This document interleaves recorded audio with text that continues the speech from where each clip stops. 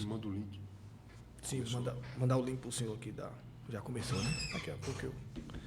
Meus irmãos e irmãs, saudações de paz a todos os nossos amigos e a todas as nossas amigas aqui no nosso programa EBD em Foco das Assembleias de Deus do Campo de Arapongas. Já estamos uma vez mais aqui para trazermos essa aula abençoada e fazermos esse trabalho que tem sido um divisor de águas e que tem abençoado a vida de muitas pessoas em todo o Brasil. Temos vários irmãos na região do Nordeste que assistem o nosso programa, Rio Grande do Norte, Pernambuco, meu amigo pastor Elianai Leonel Júnior, em Alagoas, vários amigos lá estão assistindo, em outras regiões do Brasil, como o estado de São Paulo, várias regiões do país assistem o nosso programa, que temos amigos espalhados nessas regiões. Estamos aqui mais uma vez com o nosso pastor, Jonatas Passos, né? Toda vez que isso... o nome, mas Jonatas Passos está conosco. Ele é o nosso pastor na Igreja Sede Central e é também o coordenador agora do nosso programa EBD em Foco do Campo de Arapongas. E também trabalha diretamente com o pastor presidente, nosso pastor José Crepaldi, ali como pastor auxiliar na Igreja Central. E eu já quero dar a oportunidade para o nosso pastor Jonatas se apresentar uma vez mais. Os irmãos já conhecem, ele sempre está conosco, mas é sempre bom ouvirmos o nosso pastor se apresentar. Pastor Jonatas, bom dia, Pai do Senhor. A paz do Senhor Jesus, presbítero Salim. Eu também aproveito para cumprimentar todos os espectadores, né, deste programa, EBD em Foco, que agora, com esse horário novo, né, a partir de foi sábado passado, que teve início nessa nova janela de horário aí, das 11h30 ao 12h30. É sempre um prazer estar aqui, sempre um prazer poder participar juntamente com os irmãos dessa aula de subsídio das nossas escolas bíblicas dominicais, né, que é um dos braços, né, de ensino da nossa igreja mais importante, né? Desde muito tempo a Assembleia de Deus ela trabalha com as EBDs, com as escolas bíblicas dominicais e tem alcançado resultados maravilhosos. Então, é sempre um prazer estar aqui. É dessa maneira, meus irmãos. Sem sombra de dúvidas, junto com o culto de doutrina, que aqui na nossa região sul do país, o culto da palavra, o culto do ensino, forma, em segundo lugar, os dois maiores trabalhos da área de ensino da nossa Igreja Assembleia de Deus. A escola dominical é uma bênção. Eu fui formado dentro de uma escola bíblica dominical, nos tornamos professor, já fomos superintendente e coordenador geral das escolas bíblicas da nossa região, e a gente sente um prazer muito grande, uma alegria muito grande em fazer esse trabalho, porque esse trabalho é, sem sombra de dúvidas, um grande baluarte de disseminação doutrinária da nossa igreja. Os nossos irmãos, nossos obreiros, os nossos jovens, adolescentes, crianças, são instruídos a partir desse trabalho de escola bíblica dominical, que atende a todos os segmentos, né, pastor? A todas as faixas etárias, né? Crianças, jovens, adolescentes, jovens, senhores, senhoras, todas as faixas etárias, a questão de idade, a nossa escola bíblica dominical, que tem produção das lições pela CPAD, atende a todas essas demandas. É, sem sombra de dúvida, a maior escola de teologia do mundo, a escola bíblica dominical. Eu falo do mundo porque todos os países aí que são abrangidos por essa lição são abençoados de forma extraordinária. E hoje estudaremos a lição de número 10, é uma aula antecipada, estudaremos amanhã a lição 9, e aqui a gente estuda a lição 10, que é uma aula antecipada, é uma semana antecipada para que os nossos professores tenham subsídios teológicos para aplicarem nas suas salas. E agora estudaremos a renovação cotidiana, a renovação diária do homem interior. Uma aula extraordinária. Eu já quero ler aqui fazer as nossas leituras preliminares para depois já passar para o nosso pastor Jonatas, que vai trazer essa lição abençoada. O nosso textuário está na segunda carta de Paulo, escrita aos Coríntios, capítulo 4, verso 16, onde diz: por isso, não desfalecemos, mas ainda que o nosso homem exterior se corrompa, o interior, contudo, se renova de dia em dia. A nossa verdade prática, por instrumentalidade do Espírito Santo, os salvos experimentam uma renovação interior em meio às adversidades. Essa lição é extraordinária porque só a verdade prática já quebra um ensino completamente controverso às Escrituras, que é o ensino de que crente não sofre, não passa por luta, por tribulações. Só essa verdade prática daria para a gente trazer uma aula extraordinária acerca da palavra de Deus. Nossa leitura bíblica em classe está em 2 Coríntios, capítulo 4, verso 11 ao 18. Eu vou ler um versículo e o nosso pastor Jonatas Passo lê um outro subsequente, tá? E assim nós que vivemos, estamos sempre entregues à morte por amor de Jesus, para que a vida de Jesus se manifeste também em nossa carne mortal. De maneira que em nós opera a morte, mas em vós a vida. E temos, portanto, o mesmo espírito de fé, como está escrito: crie, por isso falei. Nós cremos também, por isso também falamos. Sabendo que o que ressuscitou o Senhor Jesus nos ressuscitará também por Jesus e nos apresentará convosco. Porque tudo isso, e por amor de vós, para que a graça multiplicada por meio de muitos torne abundante a ação de graças para a glória de Deus. Por isso, não desfalecemos, mas ainda que o nosso homem exterior se corrompa, o interior, contudo, se renova de dia em dia. Porque a nossa leve e momentânea tribulação produz para nós um peso eterno de glória muito excelente. Não atentando nós nas coisas que se veem, mas nas que se não veem, porque as que se veem são temporais, e as que se não veem são eternas. Glória a Deus. Glória a Deus. Nós temos 3 objetivos principais, eu já quero trazê-los aqui, já transferi a oportunidade ao nosso pastor Jonatas. Temos algumas informações, alguns avisos de trabalhos que serão realizados pela nossa igreja sede aqui em Arapongas, que abrange todo o campo da mesma, mas faremos isso no final para que nós tenhamos tempo do nosso pastor explanar aqui a lição e os nossos professores terem aí subsídios para aplicarem nas suas respectivas salas de aula. Nós iremos ler aqui os nossos objetivos. O primeiro objetivo é refletir sobre as adversidades enfrentadas pelo homem interior. Segundo, compreender por essas dificuldades na vida podem ser comparadas à glória futura reservada aos cristãos. E em terceiro lugar, despertar os alunos para a busca, o renovo espiritual e o fortalecimento do homem interior. Já quero transferir a oportunidade para o nosso pastor Jonatas Passo, que a partir de agora transmitirá a lição de número 10 aos nossos corações. Aos nossos professores e alunos, toda a sua atenção é pouco para a análise dessa lição maravilhosa. Pastor Jonatas Passo, com o senhor. Esse trimestre, né, a Igreja de Cristo e o Império do Mal, as lições anteriores, por exemplo, a lição passada mesmo falou sobre o corpo, né?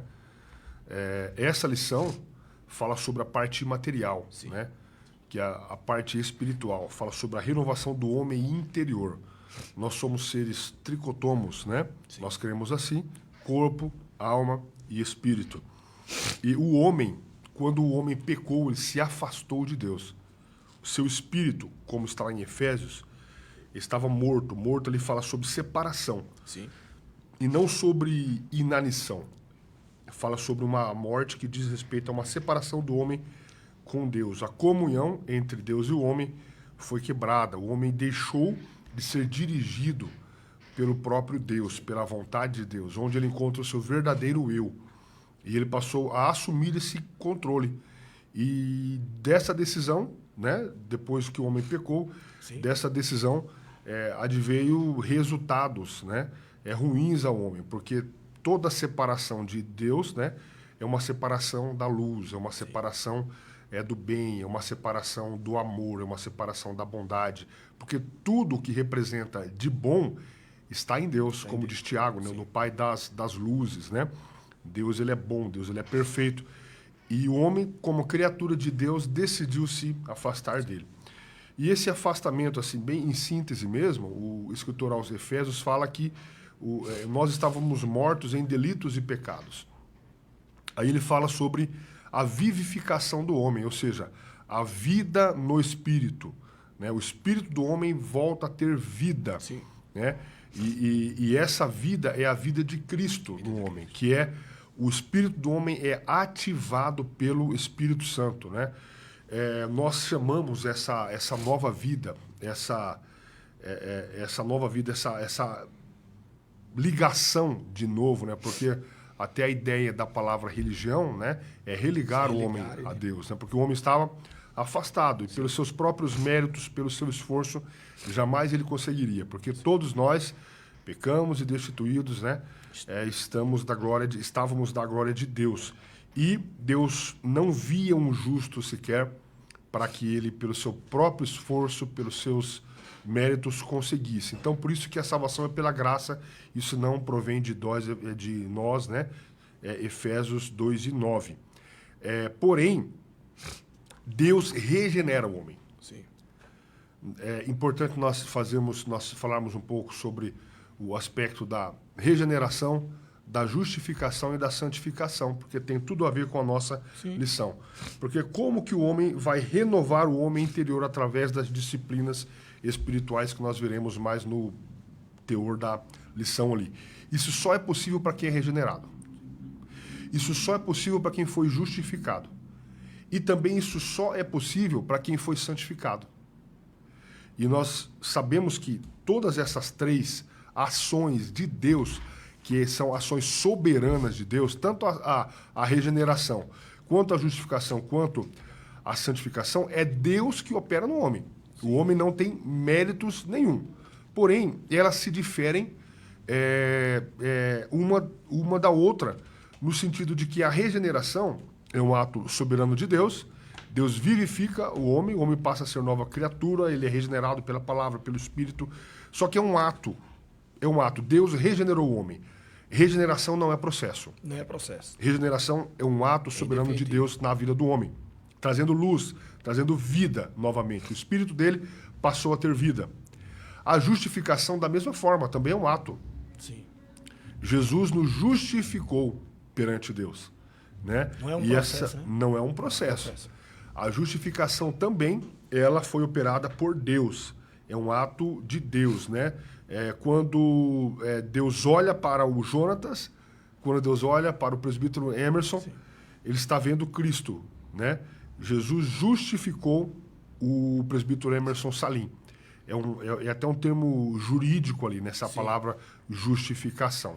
Assim, em termos bem genéricos, eu estou aqui expressando essas três bases, né? Que é a base da nova vida em Cristo. A regeneração. Inclusive, no latim, a expressão justificatione, que significa o ato de tornar alguém favorável, mais uma vez, alguém que estava afastado, e agora ele é justificado por alguém que é justo e tem o poder de o justificar, tanto humanamente falando como espiritualmente falando.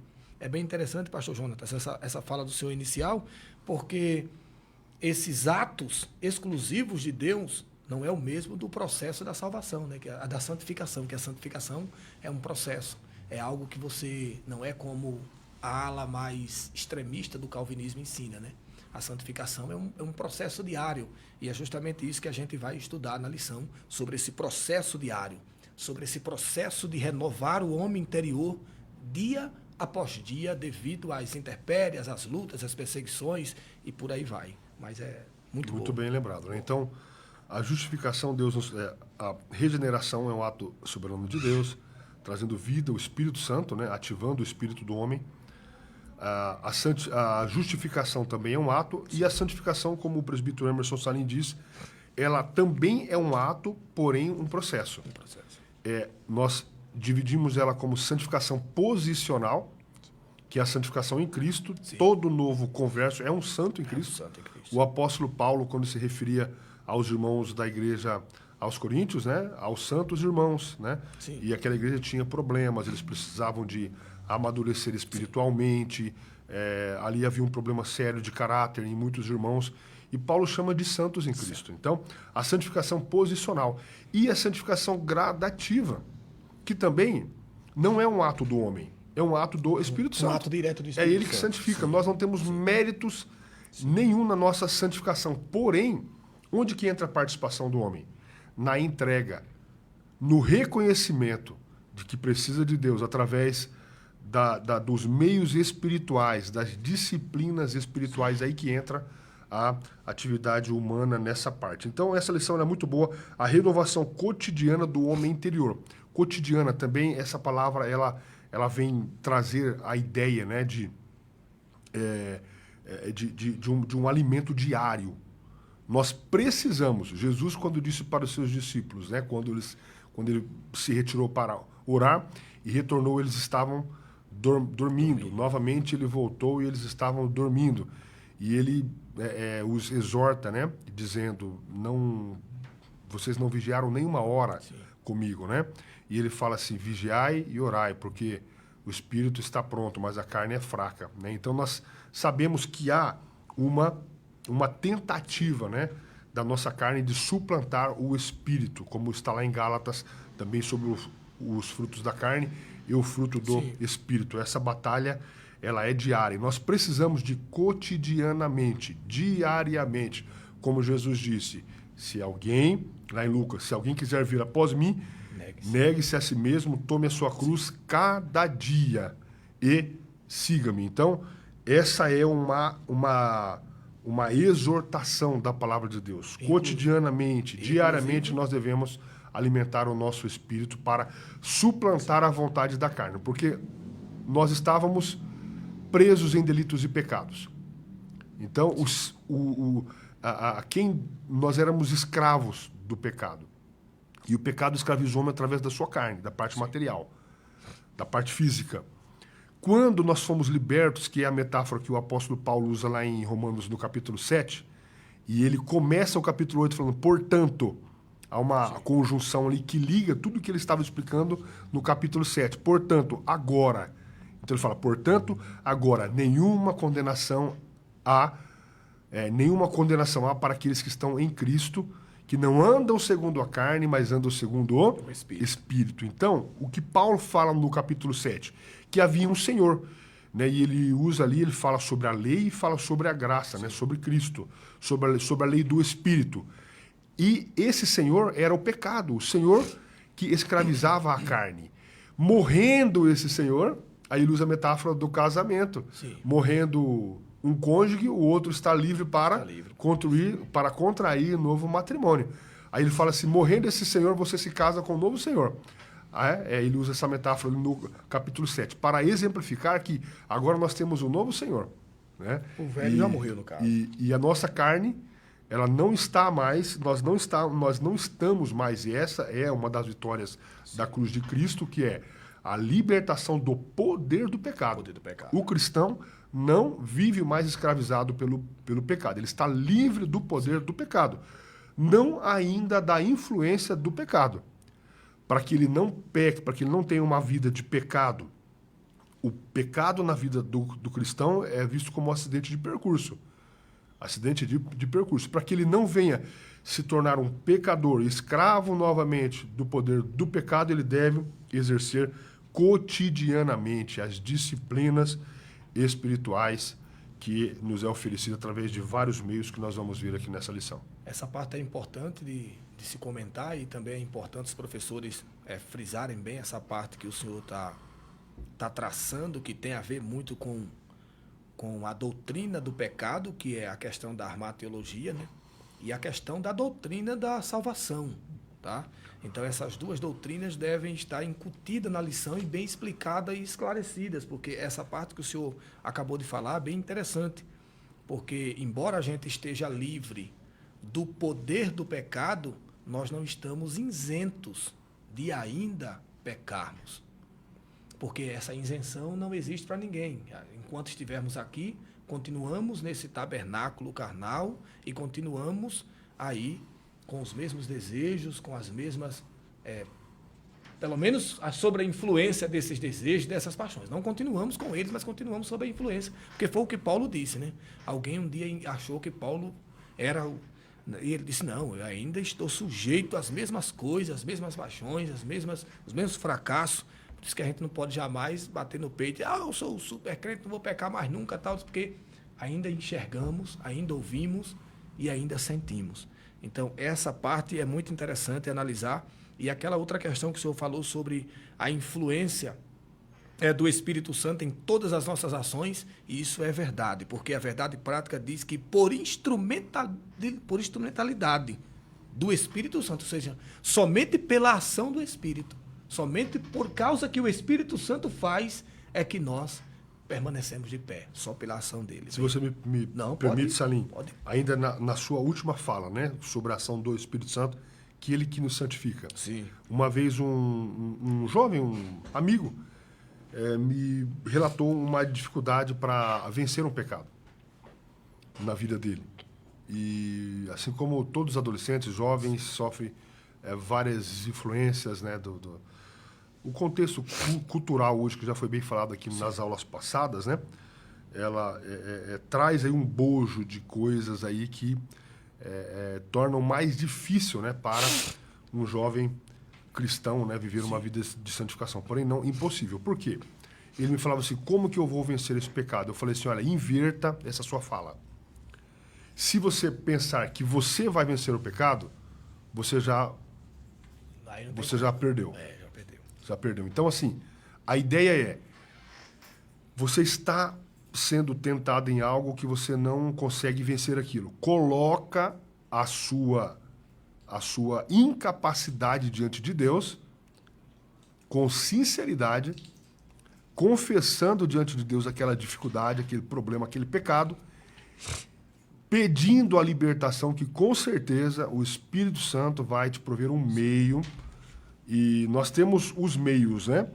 Mas ele entrará de maneira sobrenatural na sua vida, tirando aquela força, né? daquele senhor que está escravizando você. Então, é interessante que nós não temos força. Se eu falar assim, eu vou vencer o pecado, eu não consigo. A vida de Cristo em mim, sendo alimentado diariamente, cotidianamente, através das disciplinas espirituais, o Espírito Santo vai operando em mim, e a luz do justo e a vida do justo, como diz lá em Provérbios, né? É como a luz da aurora, que vai brilhando e brilhando, né? Até se tornar dia perfeito. Ou seja, fala sobre um aperfeiçoamento. Nós, cristãos, estamos sendo aperfeiçoados. Porém, o cristão não é, como diz lá em Hebreus, se não me equivoco, agora no finalzinho do capítulo 10, fala que o meu justo viverá pela fé. Mas se ele recuar, no finalzinho do capítulo 10 de Hebreus, se eu não estou equivocado, mas se ele recuar, a minha alma não tem prazer nele. Aí ele continua, mas nós não somos daqueles que retrocedem, mas daqueles que avançam para a salvação da nossa alma. Então, o cristão, ele está dia após dia aperfeiçoando. Haverá um dia, e esse dia vai chegar, em que nós estaremos não somente livres do poder do pecado sobre as nossas vidas, mas também da influência do pecado, que é quando nós receberemos o corpo glorificado, que é o último estágio da nossa salvação, que é a glorificação. Eu ouvi um pastor, há um tempo atrás, há uns 10, 12 anos atrás, dizer uma frase que ele falava, sempre que ele tinha oportunidade, ele dizia: nós não somos 100% santos, nós somos 99,99% santo. Existe 1% que não pode ser completado agora. Por algum motivo, os céus não permitem que isso aconteça. Primeiro, para que não haja uma vangloriação das pessoas. Segundo, que não haja uma santificação exacerbada sobre a vida de alguém. E em terceiro lugar, que se isso acontecesse, você não estaria mais na terra, você seria um anjo, ele dizia. Então não era para você estar aqui. E é verdade. Por algum motivo, todo cristão, pastor Jonatas, tem alguma coisa que lhe impede de atingir uma perfeição que ele possa se gloriar-se disso.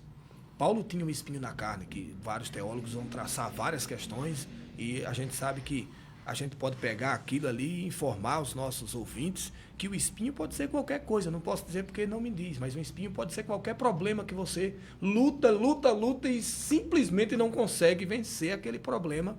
E ele permanece ali e você não perde a graça de Deus, não perde a unção de Deus, não perde o temor de Deus, mas aquele problema continua ali para lhe dizer, você não é tão bom como você acha que é. É bem interessante, ele dizia isso direto e eu ouvi ele falando isso sempre. Nós já vamos partir, pastor Jonas. E é interessante que Sim, o que Paulo fala depois, né, na sua conclusão, né, que Deus responde para ele. O que Deus dá a minha resposta? graça te basta. E justamente para informar e ele meu que poder se aperfeiçoa na fraqueza. E não sobre a vida daquele que acha que é super forte, e etc. A ideia da nossa lição é essa aqui, né, quando fala sobre o vaso de barro, né? Sim. Mas pode dar sequência aí. Sim. Essa imagem. Eu quando vou dar aula agora não, estou um tempo parado, mas quando eu ia dar aula nas escolas dominicais, eu usava sempre essa imagem. Essa imagem fala. Ela não tem nada escrito, mas essa imagem fala muito com o ouvinte e com o aluno. Esse vaso sendo modelado nas mãos de um oleiro. É justamente isso que o senhor falou agora, é bem interessante. Então já vamos para o nosso primeiro ponto, que é falar sobre o sofrimento estereótipo, né? Sobre o sofrimento exterior. E o senhor já pode entrar aí já nessa questão para a gente já ir traçando aqui um plano mais elaborado para os nossos alunos. Interessante que o próprio apóstolo Paulo, lá no livro de Coríntios, no capítulo 15, ele fala sobre, né, tem uma máxima, um versículo que resume bem essa questão, que ele fala que o homem que tem a sua esperança somente nesta vida é o mais miserável de todos os homens. O cristão, ele deve viver na perspectiva da eternidade. O mundo, a cultura, impõe um estilo de vida aqui, de maneira personalizada, da forma que você bem entender. É uma vida aqui fútil, sim, mas que você viva a vida aqui. O cristianismo, a proposta da Bíblia é que você viva aqui, mas na perspectiva da eternidade. Isso impõe alguns critérios e regras, né? Para o nosso corpo, para a nossa alma, para o nosso espírito, né? Começa com o espírito, passa pela alma, que é a faculdade das nossas emoções, de sentimentos, e transmite para o nosso corpo. Sim. É assim que é a ideia do que o cristão vive, né? Espírito, alma e corpo. Então, o corpo é um reflexo daquilo que nós vivemos interiormente, né? Por isso que os religiosos vivem apenas sob regras. Sim. Né? E ele não vive a vida de Cristo interiormente. Isso é um perigo também. Né? Você pode estar dentro da igreja apenas cumprindo regras apenas e alguns... religioso, né? E tem um estereótipo de como que é você ser um cristão, como você deve se vestir, isso ou aquilo. Acaba sendo uma imposição humana. A santificação, ela começa de dentro para fora, e não de fora para dentro. Mas ela também reflete no seu comportamento. Enfim, a ideia do cristianismo é essa ideia de viver na perspectiva da eternidade, em contraposição ao que a cultura do mundo nos diz. E a cultura do mundo nos diz que você deve viver e gozar dos prazeres aqui, dos prazeres da vida. Né? Aproveitar, né? E entenda-se como prazeres, né? Porque o cristão também vive uma vida de prazer aqui, mas o prazer... a vida do cristão o cristão tem uma vida de piedade. Sim. E a vida de piedade é viver a cultura do reino, a cultura de Deus. Lá no Sermão da Montanha, Jesus especificou o que é viver a cultura de Deus ali. Então, nós vivemos num mundo, né, onde tem uma cultura que quer se impor, né, sobre todos, porém nós vivemos neste mundo, mas sob a égide, sobre as regras de Deus, do reino, uma vida de piedade que é viver a cultura de Deus. O apóstolo Paulo, ele é um exemplo, né, de um homem que sofreu várias adversidades externas, mas não perdeu a solidez da sua vida espiritual. O apóstolo Paulo foi o grande missionário, né, das 13 cartas que Paulo escreveu ali para as igrejas. A igreja de Antioquia o enviou, né? E a igreja de Antioquia tinha vários mestres, doutores, pastores, e envia Paulo e Silas para essa missão extraordinária, né? E nas viagens missionárias que o apóstolo Paulo fez, Paulo foi o grande doutrinador da igreja, né? Foi o grande teólogo, um grande escritor, um homem que Deus levantou para que ele expandisse o evangelho, né, para os gentios. A partir daquela proposta, né, do colégio apostólico, Paulo expandiu o evangelho para todo o mundo da sua época, juntamente também com a participação dos seus companheiros ali. Mas Paulo sofreu na carne. Sim. Sofreu na carne. Porém, as tribulações que ele sofreu não o fez perder a confiança em Deus e a esperança em Deus, né? Ele perseverou. Ele sofreu açoites, apedrejamento, perseguições, fadiga, fome, sede, frio e nudez. Mas Paulo, mesmo sofrendo todas essas adversidades, né, sofrendo no homem exterior, porque o homem exterior, biologicamente falando, nós já nascemos morrendo, né? Porque o pecado, essa foi uma imposição, essa foi a condenação do pecado é a morte, né? O próprio Cristo disse, né? Então, assim, o salário do pecado é a morte. Só que há um ataque, né? Exemplificado aqui pelo apóstolo Paulo, na sua vida, que era um ataque à sua vida física, para que interrompesse, para que viesse ser interrompido aquela caminhada missionária. Verdade. Porém, Paulo sofrendo todos esses ataques, todas estas aflições, em momento algum a sua fé foi abalada. Ao contrário, foi fortalecida, porque o homem interior, né, estava sendo renovado dia após dia. Então, nesse aspecto, o homem exterior padece e sofre ataques por causa da cruz de Cristo, né? E o Evangelho é um chamado a estar à disposição de todos os ataques que o inimigo oferece, né? É um chamado a estar à disposição, ou seja, na linha de frente, né? Por causa do meu nome, vocês serão perseguidos. É interessante essa área, pastor Jonatas, essa área eu conclamo aos irmãos professores que analise muito bem essa área e fale muito sobre ela, porque não é de agora que inúmeras igrejas tiram do evangelho o sofrimento. E você pode ver nos cartazes, vem para cá, você vai ser só vitorioso, vem para cá, aqui é só isso, vem para cá, aqui é só aquilo. Não estou citando nome de denominação nenhuma, estou só dizendo que é uma realidade. Eu me lembro que quando eu era bem jovem, eu fui convidado para pregar em São Paulo pela primeira vez, faz muitos anos, mas muitos anos, faz uns 20 anos. Fui convidado para pregar em São Paulo pela primeira vez, e quando eu cheguei para pregar na igreja, uma igreja enorme, grande, bonita, pastor. E a pastora da igreja era uma mulher, uma pastora, ela me chamou numa sala, disse, queria falar com você antes, está tudo bem. A primeira coisa que ela me disse é, a minha igreja aqui não prega sobre sofrimento. Estou falando para você diante de Deus. Ela falou para mim, minha igreja não prega sobre sofrimento. Sofrimento para nós só vai na vida de quem está em pecado. Olha só. E isso é uma verdade, é uma doutrina, pastor Jonatas, reverberada nos nossos dias atuais, com muita força. A doutrina de que quem sofre, quem passa por luta e tribulação, está em pecado, tem alguma coisa errada. E não é assim. Quem vem para o evangelho não vem achando que vai ter vida fácil, porque não vai.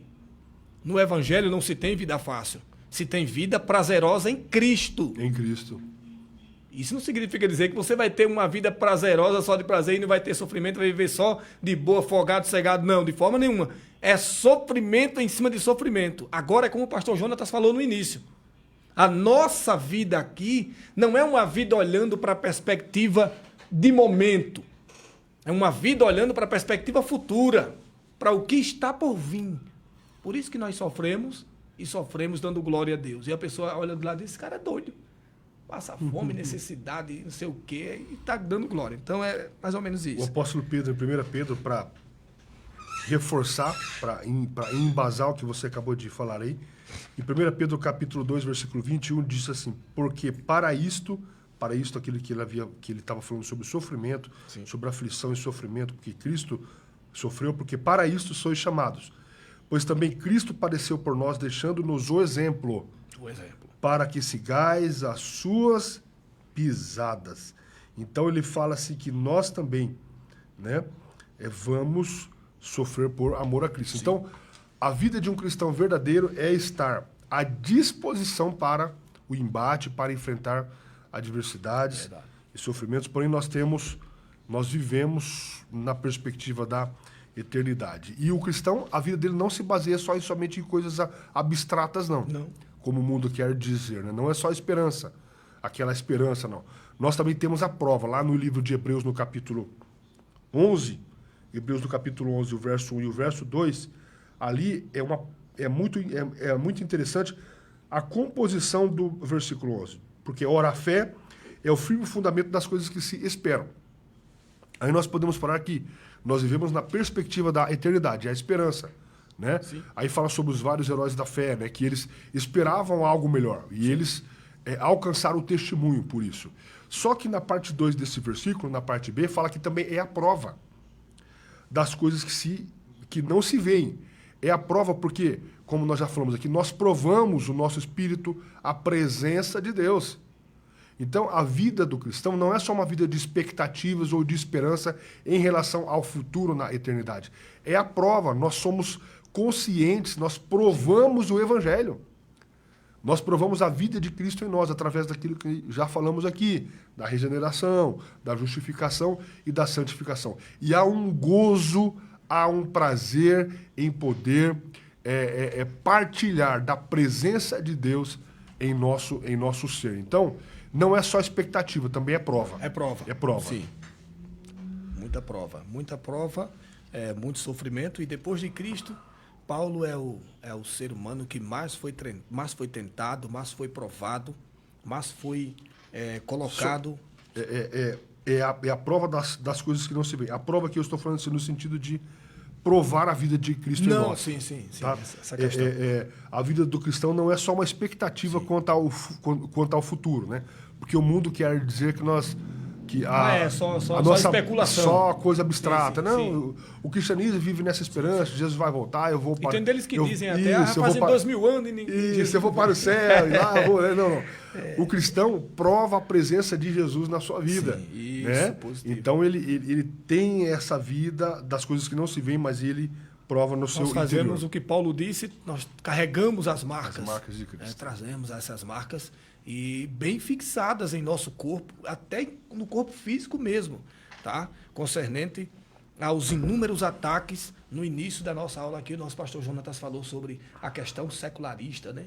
A questão desse mundo que tende a levar as pessoas para um consumismo desenfreado, as mídias digitais, inúmeros aplicativos de interação digital, de paquera, de namoro e etc. E não sobra tempo para absolutamente nada. Às vezes eu tô no trabalho, aí eu mando uma mensagem para minha esposa no WhatsApp e digo, o que é que tá fazendo? Ah, eu tô aqui sentado, não sei, tá, por que não pega a Bíblia? Por que não vai ler um pouco? Por que não sai um pouco das interações digitais? Por que não sai um pouco da TV, não sai um pouco e vai ler? Porque senão você se torna alguém insensível à presença de Cristo. E o cristão que não vive uma vida tendo a presença de Cristo real, não estou falando de religiosidade, não, estou falando de uma presença real, pastor Jonatas. Aquela presença que lhe dá certeza de salvação. Se você perguntar hoje, a grande maioria dos cristãos, vocês têm certeza de sua salvação? O cara titubeia. O cara olha assim, rapaz, não sei, né? O cara titubeia porque não se tem mais essa certeza devido ao secularismo que tem entrado e tem, com as doutrinas nefastas, ideologias nefastas, tirado tudo que é de Cristo em nossa vida. Mas é isso mesmo. Vamos lá para o prosseguimento. Pode ir. Tá. Daí ele fala sobre o exemplo do apóstolo Paulo, né? Sim. Você, na sua fala anterior, você disse que nós devemos ter certeza da salvação. Sim. O verdadeiro cristão tem certeza da salvação, porque o Espírito Santo testifica ao nosso espírito que nós somos filhos de Deus, né?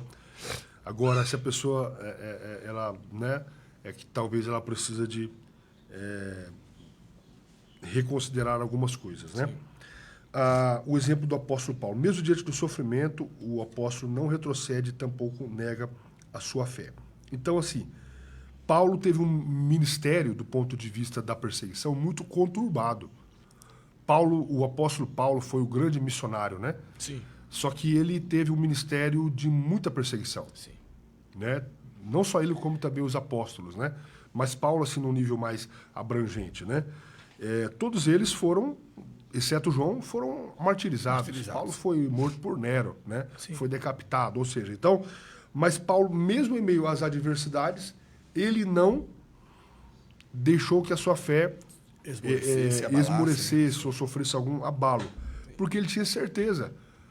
Como nós dissemos aqui sobre a segunda parte do capítulo 11, do versículo 1 de Hebreus, é a prova das coisas que não se veem. Paulo teve um encontro real com Cristo na estrada de Damasco. Sim. O próprio Cristo ressurreto apareceu para ele. Então, Paulo provou, né, da vida em Cristo. Então, por isso que essa expressão, Paulo inspirado pelo Espírito Santo, ainda que o homem exterior se corrompa. Então, ainda que tudo aconteça comigo, ainda que eu seja morto, ainda que eu seja perseguido das formas mais terríveis possíveis. Paulo foi chicoteado, como nós já falamos aqui, né? Passou fome, perseguições. Ainda que tudo aconteça, a minha fé não será abalada. Porque Paulo acreditava que as coisas que aconteciam nele exteriormente, né, não tinham implicações naquilo que ele esperava. Sim. Porque o homem, o inimigo, pode tocar na nossa vida.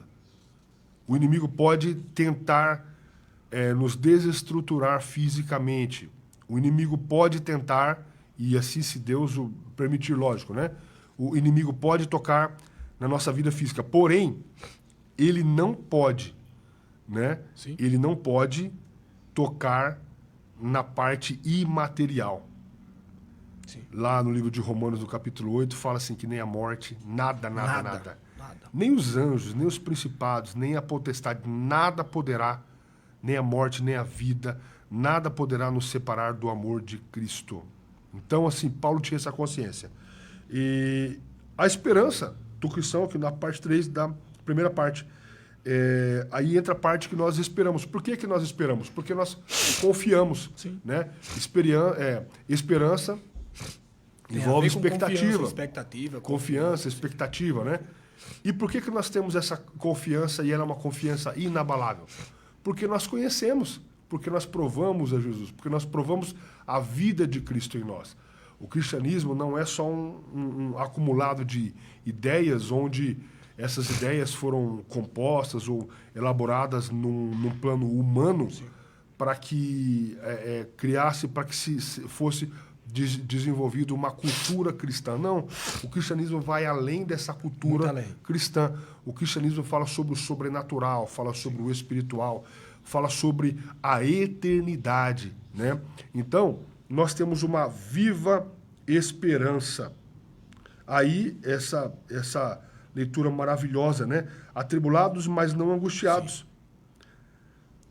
Pressionado, mas o crente não é esmagado. Perplexos, mas não desanimados.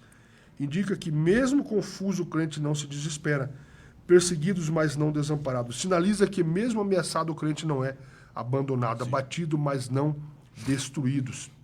Então, o cristão tem essa bem-aventurada esperança lá em Tito, no capítulo 2 e o versículo 13, né? Que é a bem-aventurada esperança do aparecimento do Filho de Deus para nos levar com ele. Mesmo em meio a tanto sofrimento, não consegue. Todas as vezes que as pessoas vinham me perguntar sobre a questão de fazer missões, se gerava sofrimento ou não, eu dava para eles ler Atos 21, ler a partir do versículo 11, quando Paulo resolve ir a Jerusalém, o cara pega o cinto dele e diz, o negócio é o seguinte, e tendo ter conosco, tomou o cinto de Paulo e ligando os seus próprios pés e mãos, disse, isto diz o Espírito Santo, não foi ninguém que falou, não foi um homem comum, foi o Espírito Santo. Assim ligarão os judeus em Jerusalém o varão de quem este cinto e entregarão nas mãos dos gentios. E eles rogaram a Paulo que Paulo não fosse a Jerusalém. E Paulo disse, não, de forma nenhuma. Mas respondendo, Paulo disse, que fazeis vós chorando e magoando meu coração, porque eu estou pronto. Para mim, esse é o texto mais representativo de missões em toda a Bíblia. Porque Paulo diz, vocês estão me magoando meu coração, porque eu estou pronto.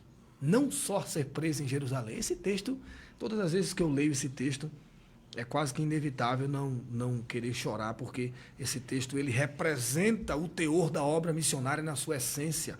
Ele diz o que de fato os missionários encontrarão ao pregar o nome de Cristo. É muito forte. Ele diz, eu estou pronto não só a ser preso, até a morrer por amor. Porque Paulo disse Paulo disse, a vida que eu vivo, não vivo eu, mas Cristo vive em mim. Eu sou um escravo de Cristo. E a palavra escravo ali no grego é aquele que está a serviço 24 horas de Cristo. Eu estou aos seus pés 24 horas. O que ele quiser eu faço. Se ele quiser eu morro por ele aqui agora.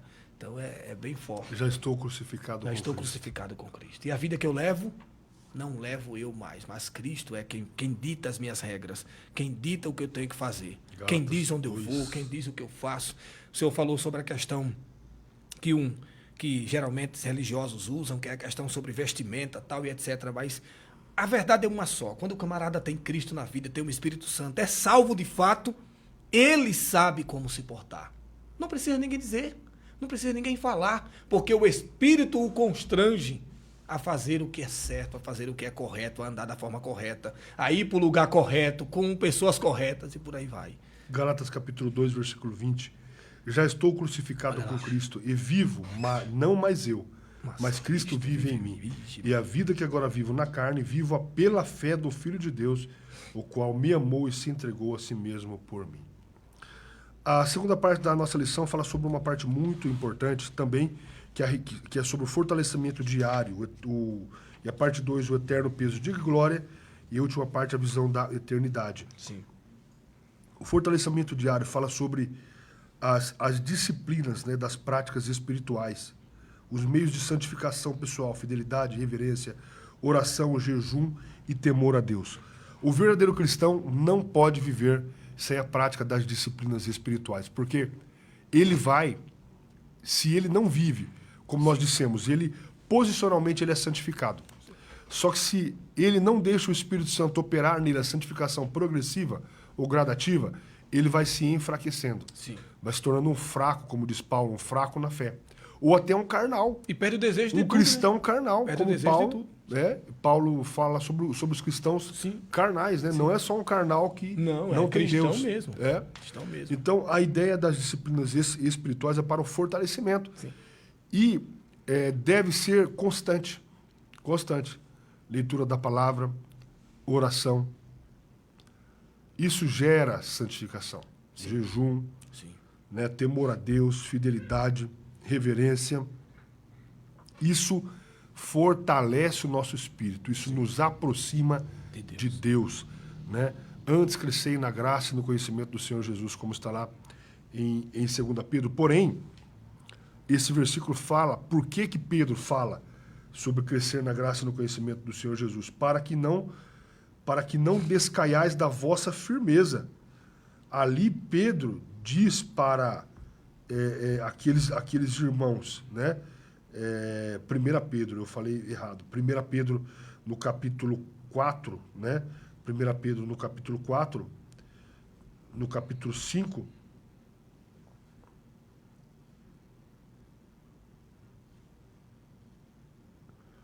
Deixa eu só corrigir aqui. 1 Pedro, capítulo... 2 Pedro, queridos, eu estou falando errado aqui. Capítulo 3, o versículo 18. Antes, crescei na graça e no conhecimento de nosso Senhor e Salvador Jesus Cristo. Mas o versículo 17, ele fala assim, vós, portanto, amados, sabendo isto de antemão, guardai-vos dos que pelo engano dos homens, sejais juntamente arrebatados. E depois ele, vírgula, e descaiais da vossa firmeza, ponto e vírgula. Antes, crescei na graça e no conhecimento de nosso Senhor e Salvador Jesus Cristo. Antes de cair, cresça. Eu digo assim que você crescer na graça e no conhecimento do nosso Senhor e Salvador Jesus Cristo. Não é conhecimento secular aqui, não. Aqui é conhecimento de Deus, sim. Graça e conhecimento. Eu digo que é você operar num modo de segurança. Sim. Como que você opera no modo de segurança? Não tem a segurança defensiva no trânsito ou numa empresa onde você trabalha? Sim. Você está protegendo o seu raio de ação ali, sim. Antes que alguma coisa aconteça. E para o cristão, porque o diabo ele está ao nosso derredor, né, procurando uma brecha para nos tragar. Para o cristão se proteger, que é Deus quem o protege, ele deve estar em constante crescimento na graça e no conhecimento. Conhecimento de nosso Senhor e Salvador Jesus Cristo. Então, aí estão os meios, né, de santificação pessoal, oração, fidelidade, reverência a Deus e temor ao Senhor. O eterno peso de glória. O apóstolo Paulo declara sobre o seguinte, a nossa leve e momentânea tribulação produz para nós um peso eterno de glória muito excelente. Aqui ele fala sobre, né, o contraste entre o sofrimento presente e o futuro glorioso. Então, assim, o cristão vive nessa expectativa. O tópico 3 também fala sobre a visão da eternidade, né?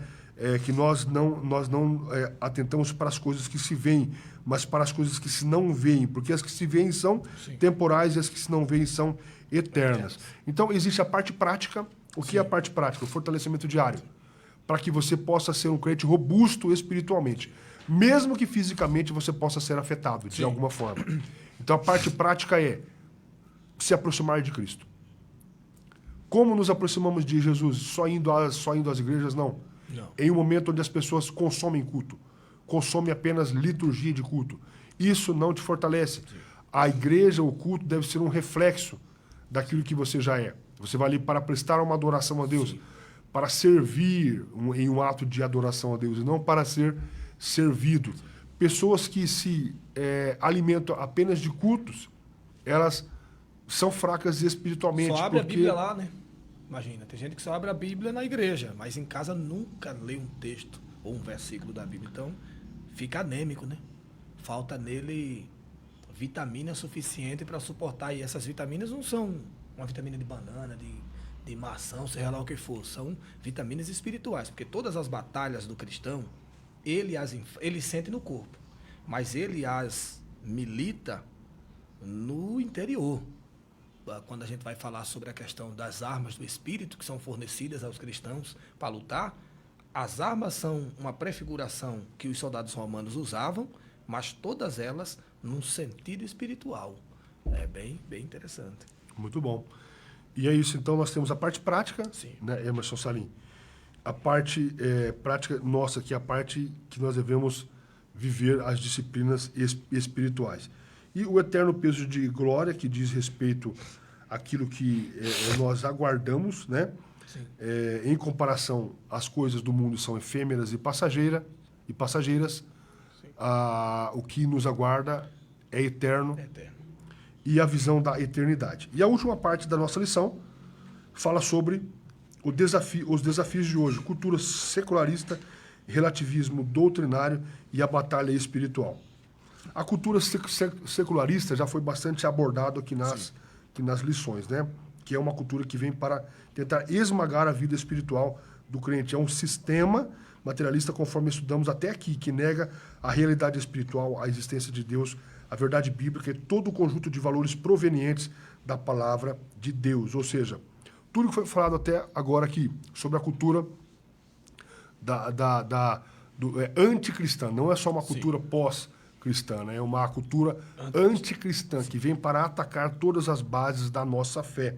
E o relativismo doutrinário, nós vemos isso dentro das próprias igrejas, que tem um comportamento de não seguir os fundamentos da Bíblia, a ortodoxia bíblica, né? Isso é um problema. Muitas igrejas que elas vivem a cultura, a teologia da acomodação. Acomodam uma teologia a um estilo de vida, né?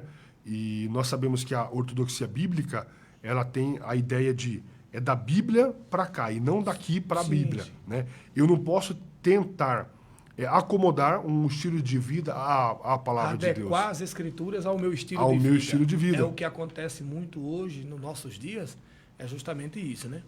É a pessoa tentar fazer com que se adeque àquela determinada cultura. Não é a gente que tem que se adequar à cultura. A Bíblia não se adequa à cultura. As culturas se adequam à Bíblia. Já acabou, já ali. A cultura se adequam às escrituras, sempre. Mas fulano tal tem a cultura, fulano. Então ele tem que mudar aquela cultura para seguir a cultura que a Bíblia diz que ele tem que se modelar a ela. Mas vamos lá, a partir do final já. Amém. E a batalha espiritual, que a nossa luta não é contra a carne nem contra o sangue, né? Sim. A nossa luta não é contra o homem, não é contra políticos, não é contra não é contra a carne e o sangue, mas contra os principados, contra as potestades, os príncipes, os espíritos que operam, né? Nas esferas, na esfera espiritual. Né? E eles são muito bem organizados. E eles sabem como batalhar. Mas maior é o que está conosco do que o que está com eles. Verdade. Uma lição maravilhosa, que Deus abençoe a todos aí. e que possamos viver uma vida prática do cumprimento, da prática das disciplinas espirituais, que é o que vai nos levar. A única forma que o Espírito Santo tem de nos santificar é essa de nos entregarmos totalmente a Ele. Esse nível de entrega passa pela leitura da palavra, oração e devoção a Deus. Meus irmãos, uma maravilha. Vou aproveitar esse minuto que nos resta para a gente trazer aqui alguns avisos. O primeiro deles é que a igreja fará dia 29. Dia 29 é uma terça-feira, pastor? Terça-feira. Uma terça-feira, dia 29. Agora, terça-feira agora terá o evento Homens de Valor. É um culto que é tirado... tem o culto da palavra, o pastor cede essa terça-feira para que haja um culto voltado aos irmãos, né? Aos nossos irmãos da igreja, que é o Homem de Valor. O preletor será o pastor Marcelo Gomes, ele é aqui de Londrina. Será às 19h30. O próximo evento que a gente tem é o evento Escola de Líderes e Capacitação, Escola de Formação e Capacitação de Líderes. É um curso de obreiro totalmente de graça, tá? Não cobra nada, né, pastor? Não tem valor nenhum. Ele tem uma agenda, acho que é mensal, né? Um mês inteiro, né? Ali, ou é um mês... São 7 eventos no ano. São 7 eventos no ano, né?